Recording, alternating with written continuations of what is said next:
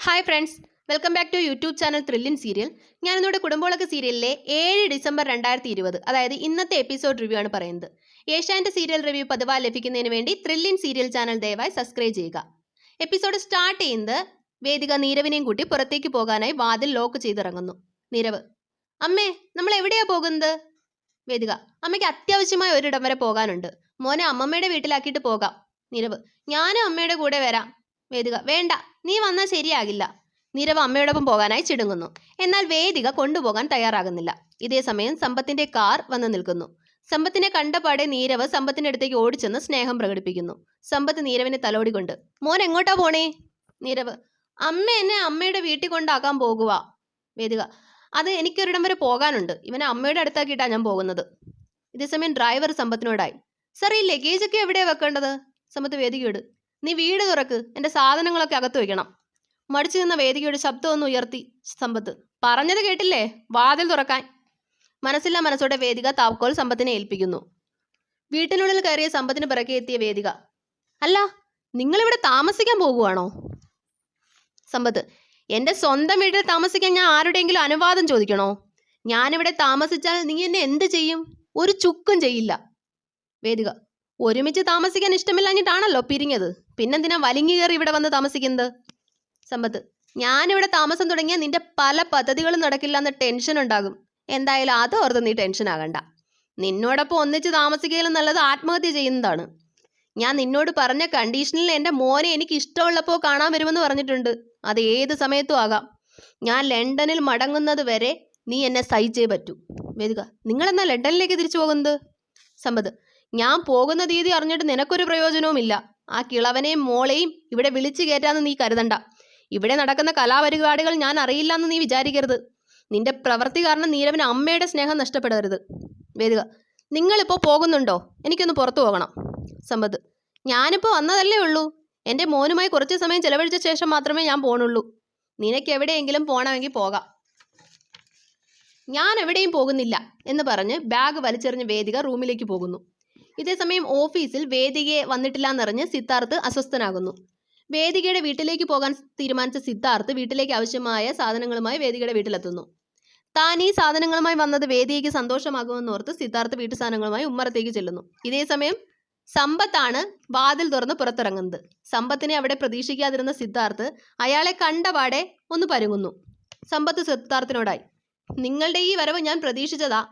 സിദ്ധാർത്ഥ്: ഞാൻ വന്നത് ഒഫീഷ്യലി എനിക്ക് വേദികയെ കോണ്ടാക്ട് ചെയ്യാൻ പറ്റിയില്ല. ഇവിടെ വന്നപ്പോഴൊന്ന് കയറി കാണാമെന്ന് കരുതി. സിദ്ധാർത്ഥ് കൊണ്ടുവന്ന സാധനങ്ങളെ നോക്കി സമ്പത്ത്: ഇതൊക്കെ എന്താ? സിദ്ധാർത്ഥ്: ഞാനിവിടെ ഉള്ളപ്പോൾ കുറച്ച് സാധനങ്ങൾ വേണമെന്ന് വേദിക പറഞ്ഞിരുന്നു. അതൊക്കെ വാങ്ങിക്കൊണ്ട് വന്നതാ. അല്ല, സമ്പത്ത് ഇവിടെ?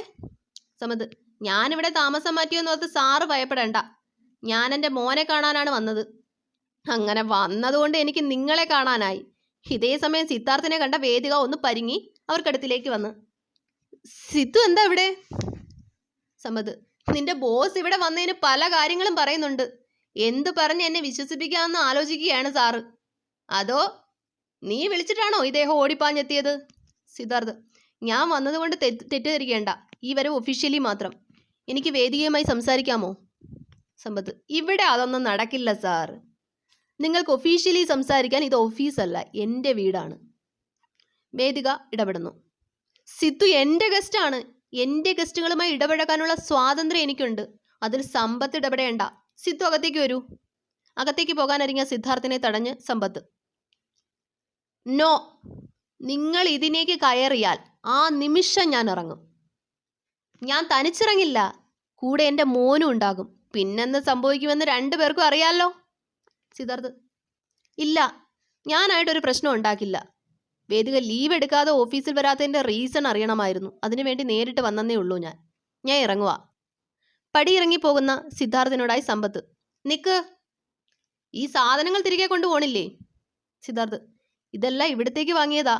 നീരവിന് വേണ്ടിയും വാങ്ങിയിട്ടുണ്ട്. സമ്പത്ത്: എൻ്റെ മോൻ എന്തെങ്കിലും ആവശ്യമുണ്ടെങ്കിൽ അവൻ്റെ അച്ഛനായ ഞാൻ വാങ്ങിക്കൊടുക്കും. അതിന് നിങ്ങളുടെ ആവശ്യമില്ല. നിങ്ങൾ ഈ വീട്ടിലെ കുട്ടിക്ക് സാധനങ്ങൾ വാങ്ങിച്ചു കൊടുക്കുന്ന എന്തിനാ? നിങ്ങൾ നിങ്ങളുടെ മക്കൾക്ക് വാങ്ങിക്കൊടുക്ക്. ഇതൊന്നും ഇവിടെ ആവശ്യമില്ല. സിദ്ധാർത്ഥ്: കൊണ്ടുവന്ന സ്ഥിതിക്ക് സമ്പത്ത് കൊണ്ടുവന്ന സ്ഥിതിക്ക് തിരിച്ചു കൊണ്ടുപോകുന്നതാ നല്ലത്. ഇതെല്ലാം എടുത്ത് സ്വന്തം വീട്ടിൽ കൊണ്ട് കൊടുക്ക്. ഈ വീട്ടിൽ ഇതിൻ്റെ ഒന്നും ആവശ്യമില്ല, നിങ്ങൾക്ക് പോകാം. സിദ്ധാർത്ഥിനോടുള്ള സമ്പത്തിന്റെ പെരുമാറ്റം ഇഷ്ടപ്പെടാത്ത വേദിക. സമ്പത്ത്, നിങ്ങൾ എൻ്റെ ഗസ്റ്റിനെയാണ് അപമാനിച്ചത്. സമ്പത്ത്, ഗസ്റ്റ് അപമാനം ചോദിച്ചു വാങ്ങാമെന്ന് എന്ത് ചെയ്യും? ഇനി ഇത് ആവർത്തിച്ച നീരവ് ഇവിടെ താമസിക്കില്ല, നീ അയാളോട് പറഞ്ഞേക്ക് എന്ന് പറഞ്ഞ് സമ്പത്ത് അകത്തേക്ക് പോകുന്നു. സിദ്ധാർത്ഥ് കൊണ്ടുവന്ന സാധനങ്ങളുമായി തിരിച്ചു പോകുന്നത് വേദിക നിസ്സഹായതയോടെ നോക്കി നിൽക്കുന്നു.